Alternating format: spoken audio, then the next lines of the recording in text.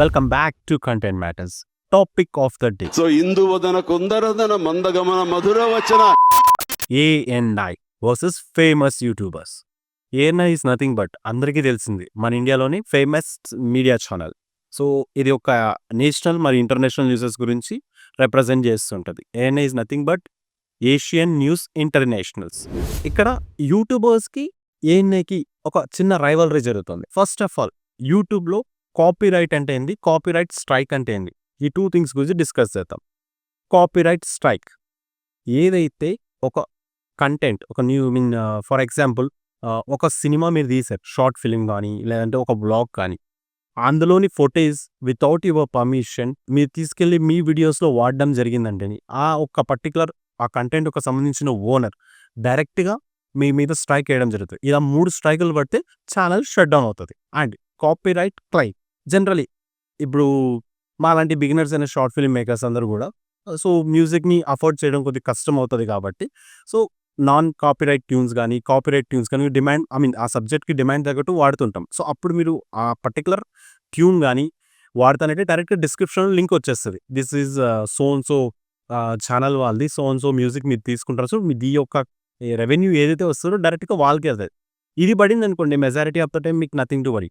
But ఏవైతే strikes పడ్డాయో ఆ స్ట్రైక్స్ పడ్డాయనుకుంటే డైరెక్ట్గా ఫస్ట్ ఒకసారి స్ట్రైక్ పడుతుంది, సెకండ్ పడుతుంది, థర్డ్ పడిందంటే అది even though N number of million subscribers ఉన్న ఛానల్ అయినా కూడా కంప్లీట్గా షట్ డౌన్ అవుతుంది. సో స్ట్రైక్స్ పడకుండా చూసుకోవాలి. సో ఇప్పుడు ఏఎన్ఐ అనే న్యూస్ ఛానల్ ఫేమస్ యూట్యూబర్స్ ఇండియాలో ఉన్నారు. సో ఫర్ ఎగ్జాంపుల్ ఇప్పుడు ఈ ఇష్యూ మేజర్గా రైజ్ అయింది మోహక్ మయాక్ అనే యూట్యూబర్ నుంచి. సో ఈయన ఏం చేశాడంటే హీ హ్యావింగ్ ఒక మంచి నెంబర్తోని సబ్స్క్రైబర్స్ ఉన్నారు and content creator. So different stories చెప్తుంటాడు, కాంట్రవర్సీస్ అన్ని టాపిక్స్ డిస్కస్ చేస్తుంటాడు. ఈయన ఏదైతే ఒక లాస్ట్ 5 years ఆర్ 2 years మధ్యలో కొన్ని వీడియోస్ డైరెక్ట్ కొన్ని ఫుటేజెస్ ఏఎన్ఐకి సంబంధించిన ఫుటేజ్ని డైరెక్ట్గా వాడడం జరిగింది. ఇంతకుముందు ఏఎన్ఐ కానీ ఇంకో న్యూస్ ఛానల్ కానీ ఇంకో సినిమా రివ్యూస్ సినిమాకి సంబంధించిన ఏ కంటెంట్ వాడినా కూడా ఎవరు కూడా స్ట్రైక్ వేసేవాడు కాదు. ఏఎన్ఐ ఏం చేశాడంటే ఫిల్టర్ అవుట్ చేశాడు. సో కంటెంట్ మీరు ఆ డేట్స్లో అది యూజ్ చేయడం జరిగింది. So including the GST so amount you have to pay us. మీరు ఇంత అమౌంట్ నాకు కట్టండి, లేకపోతే మీ ఛానల్ నేను థర్డ్ స్ట్రైక్ కూడా వేస్తాను, మీ ఛానల్ క్లోజ్ అవుతుంది.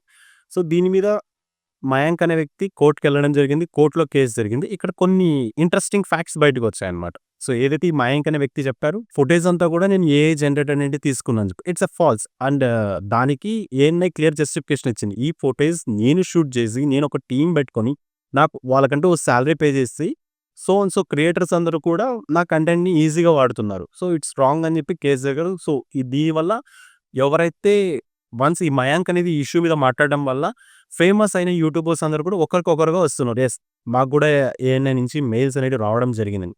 సో ఇక్కడ నేను ఏఎన్ఐకి రిక్వెస్ట్ చేసేది ఏంటంటే మీరు వార్నింగ్ ఇచ్చేటప్పుడు అమౌంట్ అడిగే బదులు జస్ట్ ఒక వార్న్ చేయండి. లైక్ మా కంటెంట్ యూజ్ చేస్తారు, ఆ కంటెంట్కి సంబంధించిన రెవెన్యూ మాకు ఇవ్వండి, లేదంటే ఎగ్జంప్షన్ ఇచ్చేసి వదిలేయండి. డైరెక్ట్గా మీరు విత్ జిఎస్టీ 40 lakhs 30 lakhs ఇలా ఒక స్మాల్ స్కేల్ అయినా పెద్ద స్కేల్ యూట్యూబర్స్ అయినా అంత అఫోర్డబుల్ ఎవరికి ఉండదు. సో మైట్ బీ వ్యూస్ కోసమో ఇంకోటి కోసమో ఇంకో రీచ్ కోసమో డెఫినెట్లీ కంటెంట్ అనేది వాడింటారు. ఒక లిబర్టీ ఉంటుంది ప్రతి ఒక్కరు కూడా. లైక్ 6 seconds నుంచి ఒక 10 seconds మధ్యలో ఫుటేజ్ వాడటం, అంతకన్నా ఎక్కువ వాడితే డెఫినెట్లీ క్రెడిట్స్ అనేది ఇవ్వాలి. సమ్ టైమ్స్ ఇస్తారు, సమ్ టైమ్స్ కొంత మెంబర్ ఇవ్వరు. నౌడేస్ మనం ఒక న్యూస్ ఛానల్ కన్నా ఒక కంటెంట్ క్రియేట్ చేసే ఇన్ఫ్లుయెన్సర్ది టాపిక్ ఎక్కువ వింటున్నాం. బికాస్ టీవీ పెట్టి యూట్యూబ్లో న్యూస్ ఛానల్ చూసే రోజులు చాలా తక్కువ. ఎవరైనా ఒక టాపిక్ తీసుకొచ్చి ఆ టాపిక్ మీద డిస్కషన్ చేసే టాపిక్ని ఎక్కువ మాట్లాడుతున్నారు. సో ఏఎన్ఐ ఆర్ ఈ యూట్యూబర్స్ వర్సెస్ రైవల్రీ జరుగుతుంది. So let's see, court under ప్రెమిసెస్లో ఉంది కాబట్టి మనం ఎక్కువ డీటెయిల్గా మాట్లాడడం జరగదు. వన్స్ ఇది సార్ట్ అవుట్ అయిందంటే ఫైనల్ రివ్యూ మీద దీని మీద ఇంకో టాపిక్ క్లియర్గా మాట్లాడుకుందాం.